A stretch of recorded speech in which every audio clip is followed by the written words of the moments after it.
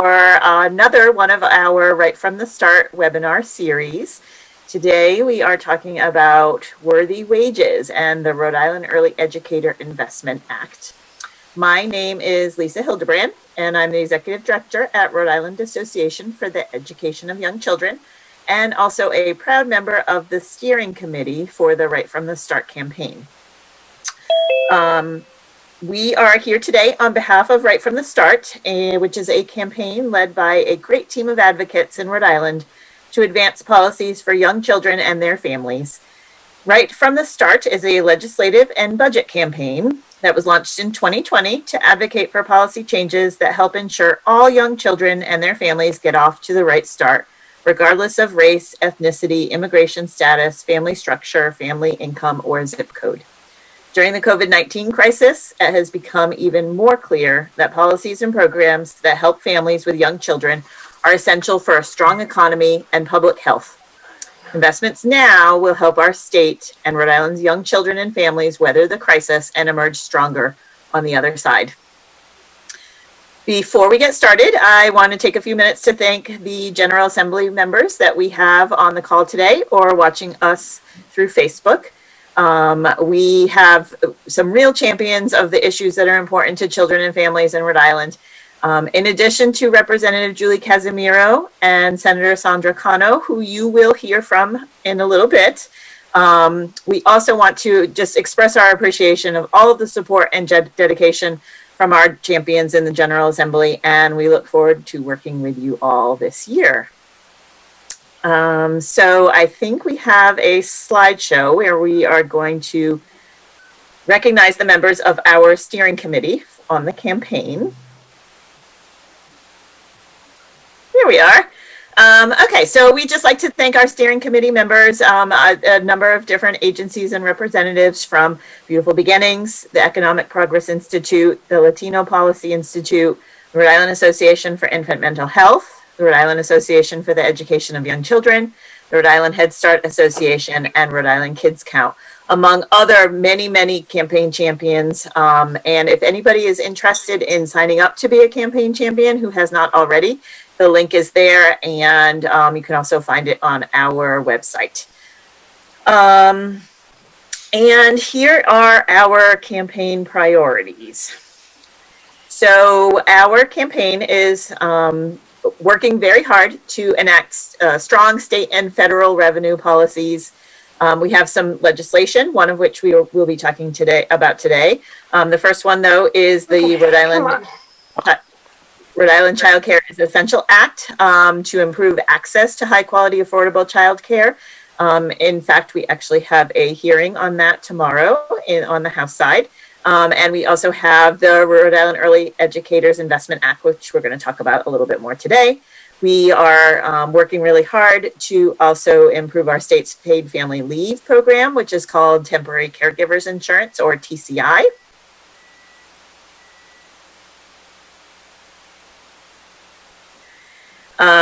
In addition to those priorities, we also are working to cover community-based doula services through Medicaid and private health insurance, to address the staffing crisis in our early intervention and home visiting programs, to maintain the state funding and access to our Rhode Island pre-K and Head Start programs, and to promote maternal physical and maternal health by extending Medicaid coverage for moms through 12 months of the postpartum period.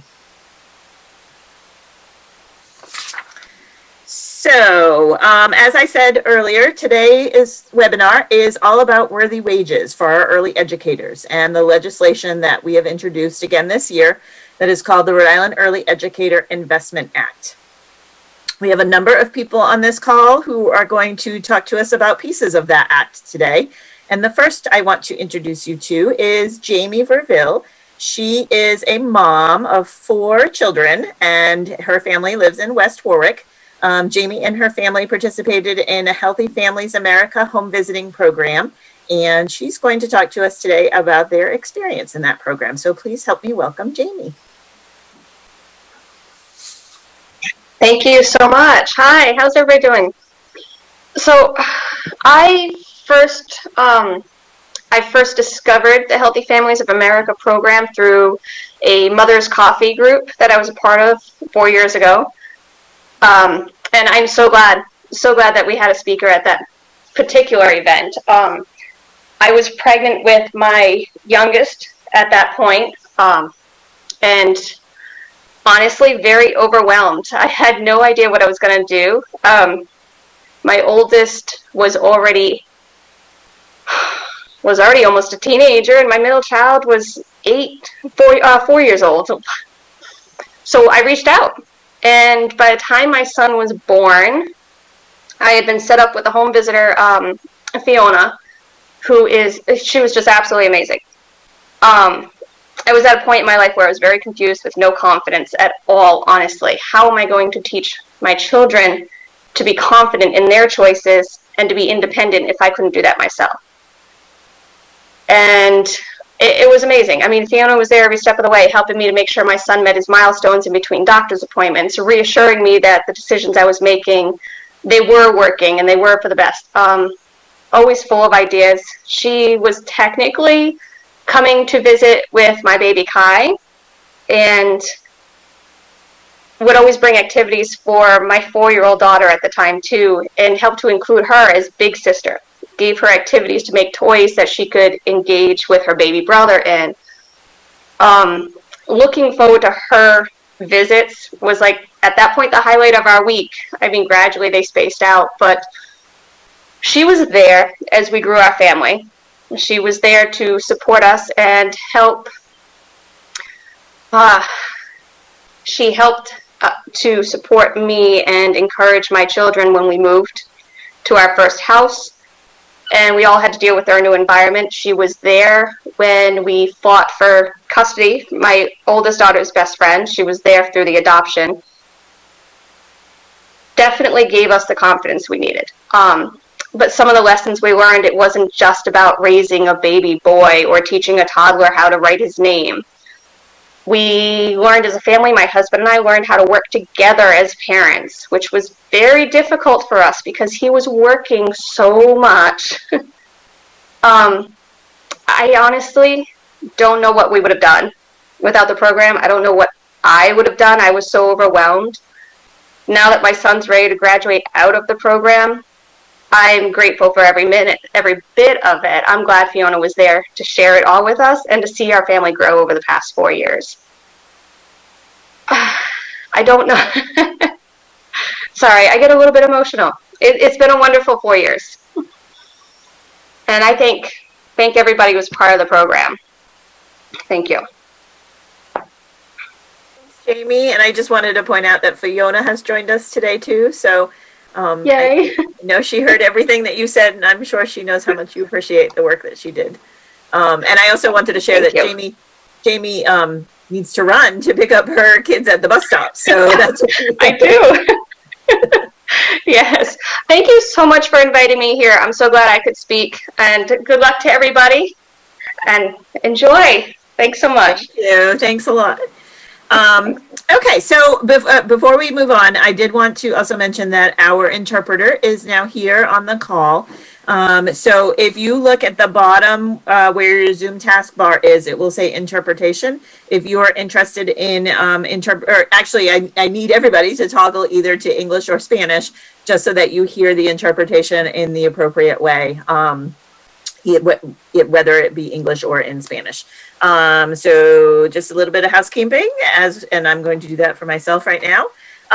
Okay, so let's keep moving. Next up is Leanne Barrett, who is one of my dear colleagues and also a fellow Right from the Start steering committee member, who's going to show us some slides, explain the Early Educator Investment Act, and also why this legislation is so critical to improving the infrastructure of our state's child care system. So on to you, Leanne. Okay, thank you very much, and it was great to hear Jamie. I think you hear when you talk to a mom how important it is to have a consistent, stable person working with the family and the child over, in fact, Healthy Families American, you can be involved with that for 2 or 3 years. And the longer you are in that kind of supportive coaching relationship, the more you can grow as a mom and the more, kids can learn at home or in a program. So that is really why we're here today, to talk about the really critical importance of the early educator workforce. Those are people who are qualified and effective educators who know about child development and know about families and how to support and coach families and to work with little kids in childcare, which is often a 10-hour-a-day, 5-day-a-week job. So the Early Educator Investment Act, which we'll hear from Rep. Casimiro and Senator Cano, they are the lead sponsors, is really a bill that would ask the state to establish goals for what early educators should be paid in Rhode Island. Right now we have very low wages, like the rest of the country. Financing is not good, and we've never really prioritized the people who work with our youngest children, even though we know brain development is moving very quickly, starting when you're a baby, and there's a great window of opportunity to make a big difference. So this is just a summary slide. The early educator workforce who works in childcare, early intervention, and family home visiting, Jamie was talking about a family home visiting program, is overwhelmingly women. In many cases, it's 99% of the people who work in these programs are women. They are, in many cases, very low paid. Child care educators in our state make $12.01 per hour on average. And we have significant turnover because the wages are so low.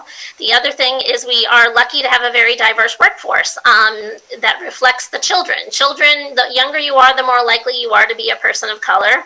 And it is critical that we have people in the workforce who work with families who reflect the population. So we have a lot of strengths, but our biggest challenge is compensation and retention.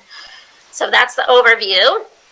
The Early Educator Investment Act has already been heard on both the House side and the Senate side, had a lot of support. We want to continue to move this forward this year and pass it. It does not come with any funding. It's really a planning bill, which asks the state to, it describes the crucial importance of the early childhood educator workforce. So it asks the General Assembly to put that into law, that the early educator workforce is important, outlines the challenges, and it asks the Rhode Island Children's Cabinet, which is a cross-departmental body, to start to address the crisis the industry is facing with low wages and high turnover by establishing some goals, a cross-departmental target wage scale for early educators.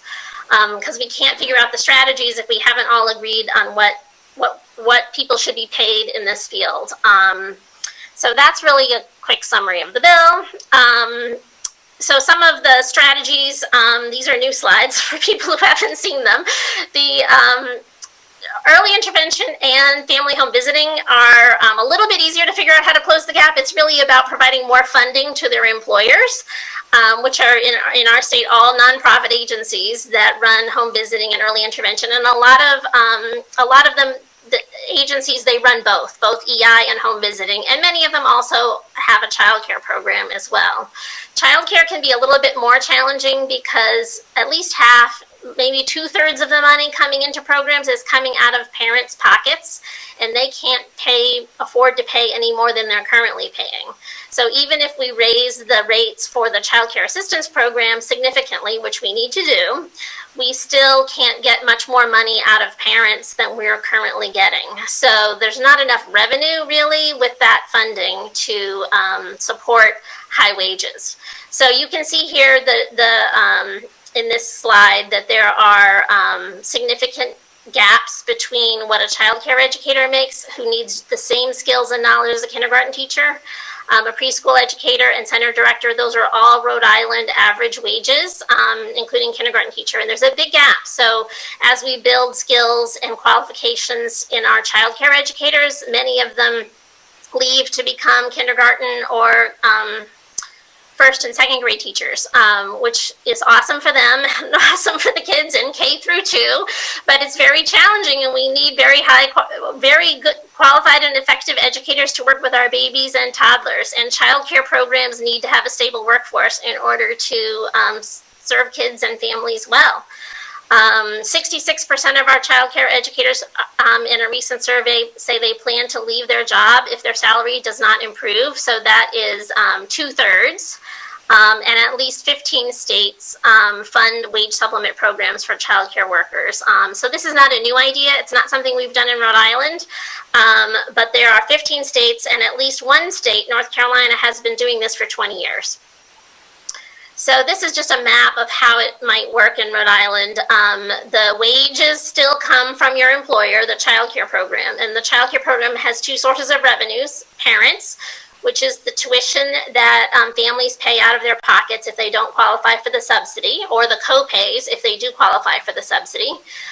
So they get money that they collect from parents, and they get money that the Department of Human Services pays them through the Child Care Assistance Program. Currently, that's only about enough to pay $12.01 per hour for child care educators. So that's why states have developed wage supplement programs, and we believe that it would be a great thing to try in Rhode Island with the American Rescue Plan funding or some other source of funding, where money goes to an organization, like an intermediary organization that manages these wage supplements, and they provide a quarterly payment directly to the educator who still works for their child care program, but it comes in the form of a quarterly check to kind of close the gap. And that really has in other states made a big difference on the health and well-being of the child care educator, which we care about, and the retention of them in their job, where they can keep doing such a great job for kids and families. So I'm going to show this quick video, which we put together. It's about a 2-minute video.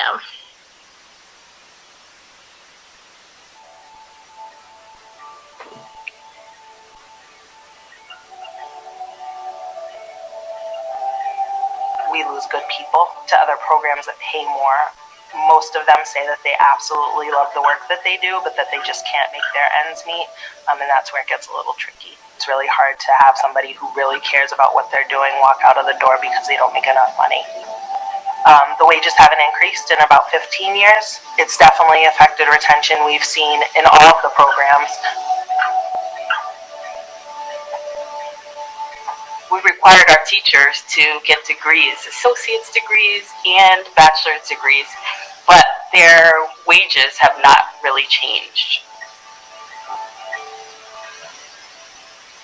Early childhood educators are the most underpaid educators in the country. Some teachers have second jobs.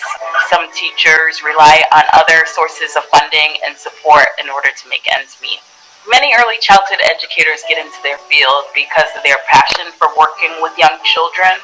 However, as we require more and more from our educators, we need to support them financially. Otherwise, they gain their education and use it as an opportunity to move on to a better funded system. A lot of the workers that we hire view this as kind of like an entry-level position, a stepping stone to their real career, which is really sad because people can make this a career if they can make ends meet, and if they can really feel like they're being compensated for the work that they're doing.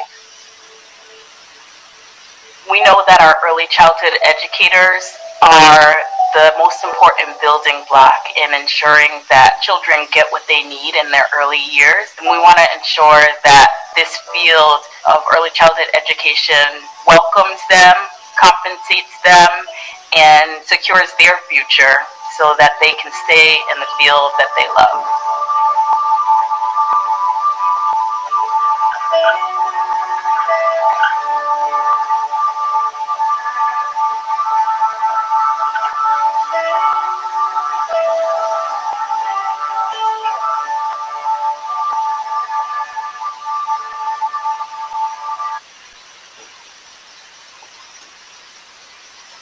Okay, with that, I will turn it back over to Lisa for the rest of the program. Okay, so now I'm honored to officially welcome Representative Julie Casimiro to join us. Rep. Casimiro, who represents District 31, North Kingstown and Exeter, was first elected to the House of Representatives in November of 2016. She was named a Deputy Majority Leader in January of 2019, and Rep. Casimiro is the first Vice Chair of the House Committee on Oversight, and also chairs that committee's Children and Families Subcommittee. She's a member of the House Judiciary Committee, the House Rules Committee, the House Small Business Committee, and the House Veterans Affairs Committee. And when she's not doing all of that, she is a tireless champion for children and families in the state and the lead sponsor of this legislation in the House. So welcome, Rep. Casimiro. Thank you so much, Lisa. Lisa is my constituent, so she has to be nice to me. No. But good afternoon, everyone. Thank you for letting me, join your meeting today. Before joining the General Assembly, I did work at two of Rhode Island's largest child welfare agencies. So I am intimately familiar with all of these programs, including Head Start and all of it. So I appreciate the work that all of you do, and I want to say thank you, because sometimes it can be a thankless job. So I just wanted to give you an update on House Bill 5158, which is the Early Educator Investment Act. The bill was heard on the House side back in February, on February 10th, and the bill had zero opposition, zero. And it had great support from all of your organizations and all of you.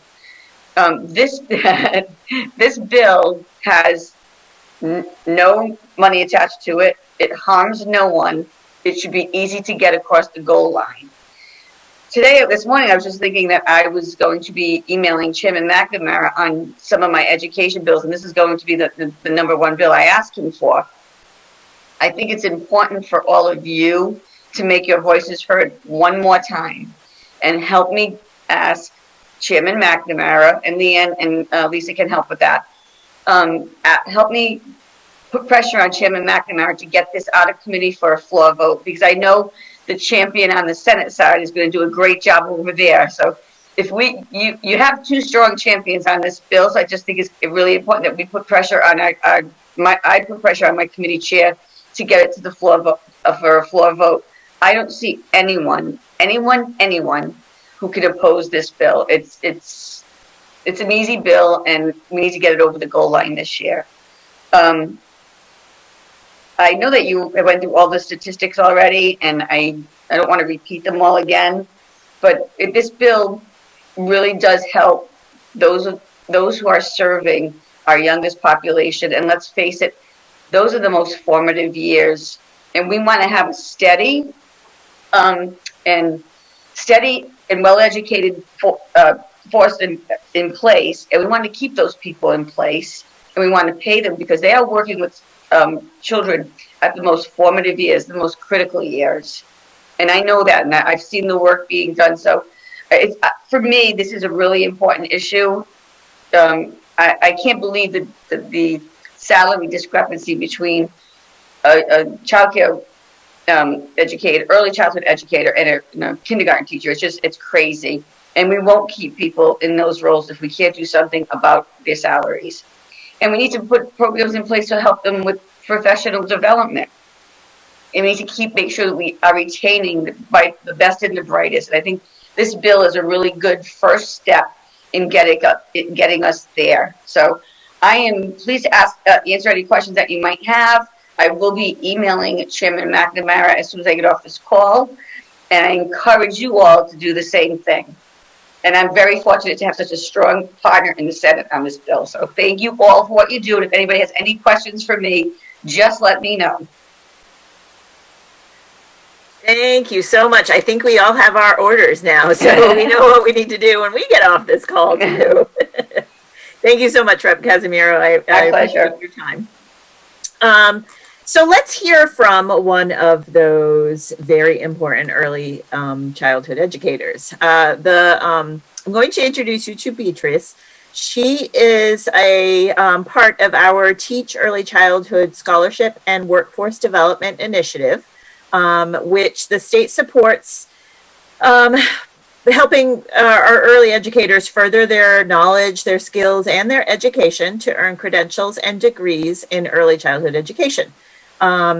Beatrice is a teacher at Love for All in Providence, and she's going to talk to us a little bit about what her life and her work is like as an early childhood educator. So welcome.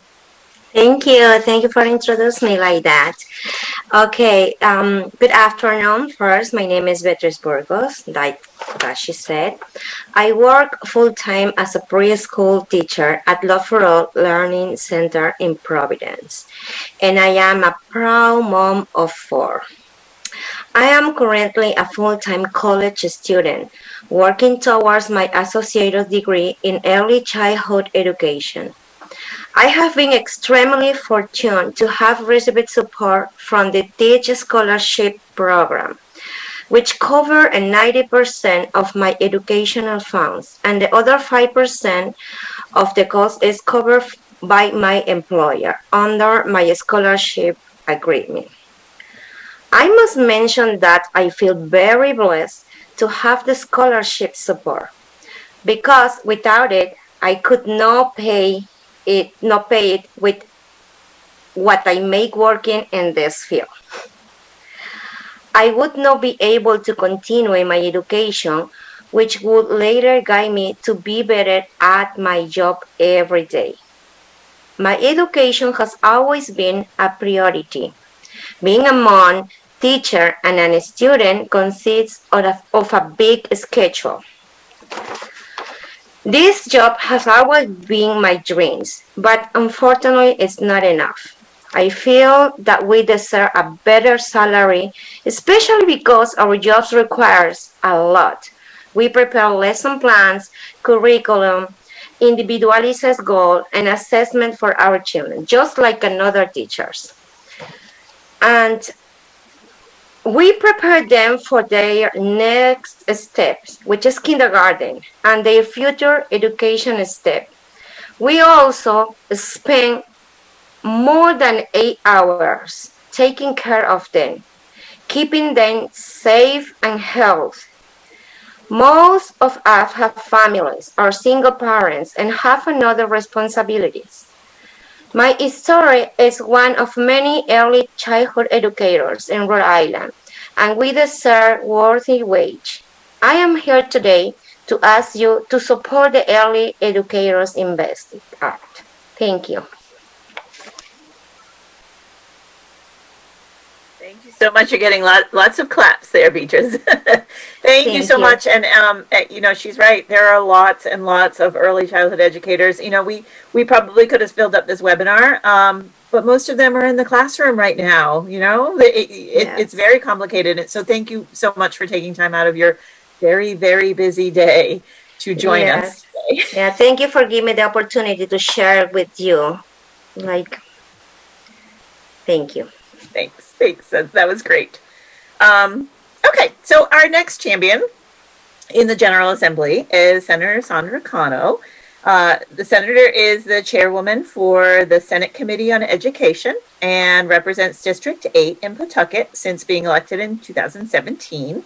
She's also a member of the Senate Committee on Finance and is the lead sponsor of this legislation in the Senate. So thank you for joining us.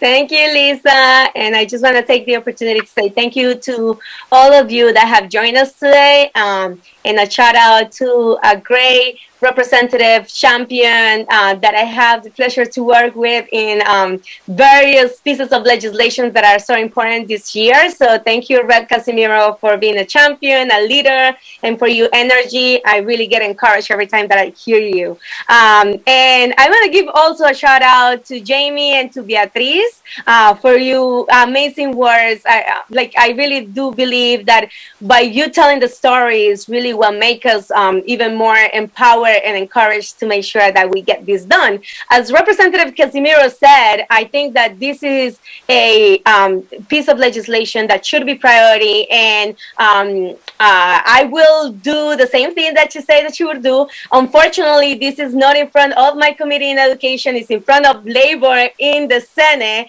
which was a little odd, but at the same time, I'll say that it was the same way. It was great support from all of you. The hearing was amazing, and it had no opposition. So I already started making calls on that. So hopefully we'll just have it to the finish line soon in both chambers. But all of us here today know that the vital importance and positive impact that early educators have on our children is really vital for our state. A study after study have demonstrated that these vital educational and development benefits of our young children receive when they are cared for and educated by high quality early educators, family home visit specialists, early childhood professionals.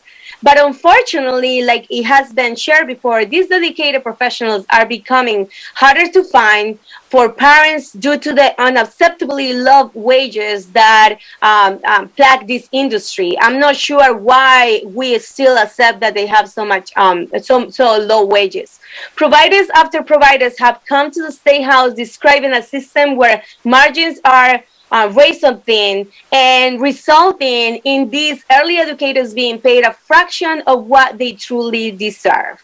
For an occupation as important as caring for and nurturing and supporting the healthy development of our youngest children, the wages we pay these employees are embarrassing and are severely hampering the healthy development of our children. This is why we introduced the Rhode Island Early Educator Investment Act, because it's truly an investment in our children and ultimately in our state future.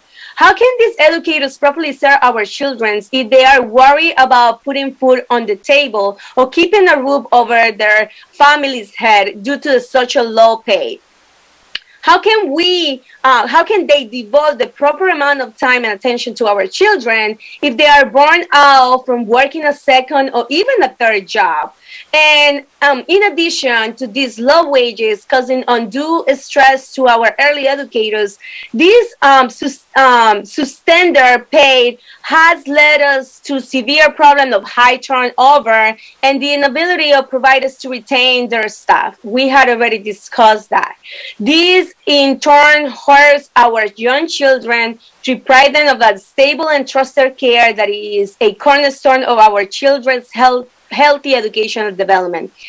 If we truly care about providing our children with the best opportunities to succeed later in life, we must invest in the development, and this is only possible by ensuring that our kids are provided with the best quality care possible. And in order to do this, we must pay our early educators the wages that they deserve for doing such an important job for our society. So thank you all for your support. I'm really looking forward to continue working with all of you to make sure that this bill passage in the Rhode Island Early Educator Investment Act is a reality this year, and it's a reality soon this year. So I really want to say thank you, Rep. Casimiro, again, and to all the members of the coalition. Thank you for all you do. You really are doing a tremendous job, and we are only able to do this together. So let's continue the work. Thank you. Gracias. Thank you so much, Senator. With these two champions in our General Assembly, I don't know how we will not be able to get this across the finish line today or this year. They're amazing. They're absolutely, truly amazing. So we heard earlier in our webinar from Jamie about the Family Home Visiting Program and the impacts to her family. We also have invited Christina here, Christina Massey, who is from Meeting Street, to talk about the programmatic side of the Family Home Visiting Program and the challenges that our home visiting programs face with their own staffing issues and how they can continue to operate when they don't have individuals to contribute to the program. So Christina, welcome, and thanks for joining us. Thank you so much, Lisa, and everybody. So I'm with the Healthy Families Program at Meeting Street. And I can speak from a lot of experience that the toll of not having a living wage for staff is very far-reaching. For programs, staff turnover overburdens the staff that are still here and are trying to provide really high-quality services to families who are in need. It takes a toll on the supervisors, the directors, the program managers, the agencies.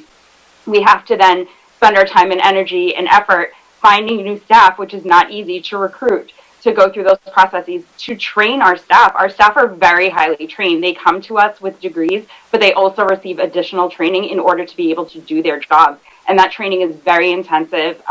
It takes a lot of effort, a lot of work. And so we're spending that time then recruiting and training new staff. The cost associated with it is unbelievable from the program side and from the agency side.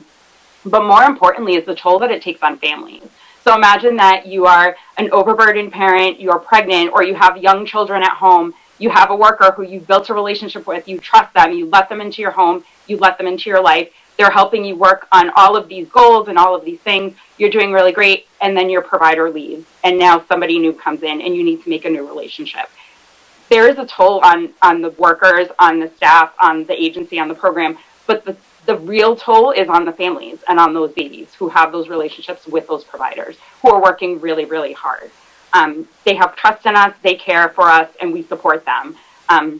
It's similar for childcare providers as well. Those babies are vulnerable and fragile. You're in a classroom, you have your teacher day after day who you love and you build a relationship with, and then your teacher leaves and someone new comes in. As people, we are creatures of relationship, and so those relationships are really important. But when our staff come to us and say, I need to leave to get a better paying job because I can't pay my own bills, I can't pay my rent, I can't pay for food, I can't pay those student loans for those requirements that you have, that I need to have this job. It's heartbreaking to hear people who are so dedicated and so loving with families having to leave and make this really difficult choice, oftentimes a choice that they don't want to have to make, but they need to be able to pay their own bills and support their own families. All of our workers are dedicated and they're wonderful. They really put themselves out there to help families, but oftentimes they're also then using the same supports that families are needing to make ends meet. And we really need to do more to preserve our workforce and these amazing people. They come to us because they love babies, they love families, they want to support people, they want to do this work. And so to see them leave because they can't afford to do that work is truly heartbreaking. The difference that they make for families and babies is invaluable, and I think it's time to support those people who are doing this amazing work and really give them the opportunity to be able to do this work. This is the kind of work that you can make a career, especially if you're someone who loves families and children and wants to really support them. This is not the kind of job that everybody does, but we need to do more to preserve the people that are coming here because they have that drive and that passion. We need to pay them enough to be able to actually do the job and continue to do the job. And at the end of the day, it's those families and those babies who need these staff to be able to stay and do this work that they love. So thank you. Thank you so much, Christina. I think you're using the right word. It is heartbreaking. We hear these stories over and over and over again. It doesn't matter who you talk to or what program it is or where it is in the state or what families they're serving. It's the same story over and over. In fact, we have two more of those stories to hear from today, just right now. So first up is Callie and Missy from Sandpipers Early Learning Center in Middletown. Who are going to talk to us a little bit about their struggle to retain and hire early educators so that they can keep classrooms in their program open and operating. Callie and Missy, we actually reached out to them for something else that we're working on in our advocacy world that we're going to talk about in just a little bit. And they shared some stories with us and we said, you guys are coming on Wednesday to talk to us. So we put them on the spot, but thank you both for joining us. And as you can see, they're also in their program and weren't sure if they would even be able to talk to us because they might have had to go and cover some classrooms for teachers. So thank you both for joining us. Well, thank you. And if we have to run off, there's a reason for that. But anyway, as Lisa said, my name is Kaylee Boymiller. I'm the director of Sandpipers Early Learning Center in Middletown, and I have Missy, our ed coordinator, with me today. So I want to say I'm kind of new to Rhode Island. I'm still in Massachusetts, but I came from Massachusetts, and not that Massachusetts pays well, but they do pay a little bit more than Rhode Island. So I came to Rhode Island, I was like, ooh. So I understand how, I thought it was bad in Mass, so Rhode Island is right there. So I think that due to the pandemic and low wages, we as a program have not been able to run at full capacity. because we can't get the staff in the door. So we have classrooms. We have 8 classrooms. Out of 18 classroom staff right now, we only have 15 full-time staff. So that puts that some of our classrooms are running with 1 teacher with, let's say, 6 toddlers or 4 babies, and that is not an easy feat to do during the day. It's stressful, it's difficult, especially when you have toddlers, and we all know what toddlers can be like. They're here, there, and everywhere, and they're running, and you don't have enough arms. You're not an octopus. It's resulting also in our staff working longer hours during the day. So they're working 40-plus hours. We're starting to see the effects of burnout. They're tired, we're tired, because we're trying to help them as much as we can. We can't even get our own work done because we're in the classrooms with them, trying to help out to support them. As I said, we go in, we cover breaks for them because we don't have the staff, and just offer those extra pair of hands. Recently, we had a pre-K lead teacher resign for an opportunity in the public schools, where she was offered a higher wage at a 25% increase, which you all know that public schools do make more money. One of our assistant teachers is leaving because she's getting out of the field. She's going to be working less hours in another, position, but making more money. And so getting people in the door has been difficult. We've had an ad on the, everywhere, on our website, on Indeed, and the candidates aren't coming. And if they are coming, they're coming with not a lot of experience, not a lot of education, but they're coming from also other jobs that are making more money than they would here. So we're just speaking to a candidate this morning that is making $14 an hour someplace else. I can't pay that for somebody walking in the door with no education, because we're not getting that. So in the event that, the lack of staff forces us to close the classroom, again, if we have to close a classroom, how do you choose which classroom do you close? How do you choose which children don't come? That also will affect siblings that attend our program. What happens if there's a sibling in another room that's not close? Their parents aren't going to keep both children in 2 different places, so we're going to lose revenue in that sense also.